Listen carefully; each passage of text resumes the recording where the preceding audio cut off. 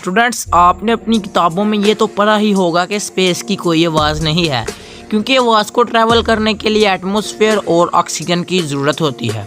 हमारी स्पेस में ये दोनों ही नहीं है। हमारी जो मिल्की वे गैलेक्सी का ब्लैक होल है, उसकी जो आवाज़ है वो हमारे साइंसदानों ने ये कुछ दिन पहले ही कैप्चर की है। अगर सुनना चाहते हैं तो सुने।